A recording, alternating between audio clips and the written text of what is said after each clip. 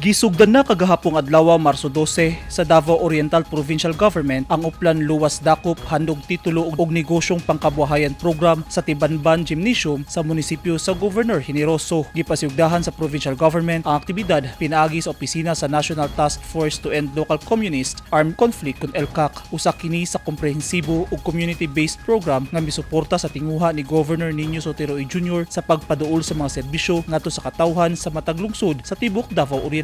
Apil sa mga serbisyo ang pagproseso sa driver's license, pagpangapod-apod o pagtunol sa titulo sa yuta, ingon man ang pag-turnover og livelihood assistance ngadto sa mga organisasyon sa mga residente. Gipasalamatan ni Governor Uy ang tanang partner agencies sa provincial government na nahimong posible ang kalihukan nga dakong tabang sa yanong katawhan sa probinsya. Gisalmutan na aktibidad sa mga opisina ug ahensya sa gobyerno sama sa Land Transportation Office kun LTO, Department of Labor and Employment kun DOLE, DSWD, Registry of Deeds, Provincial Environment and Natural Resources Office ug Philippine Army. Tingwa sa programa sa probinsyal nga gobyerno nga masigurong mabati sa katawhan ang serbisyo sa gobyerno ug maabot bisan ang pinakalayo ug hilit nga komunidad. Lauman nga himuon ang susama aktibidad sa matag lungsod ug syudad sa Davao Oriental matag adlaw nga mulungtad hangtod sa Marso 25 ning tuiga.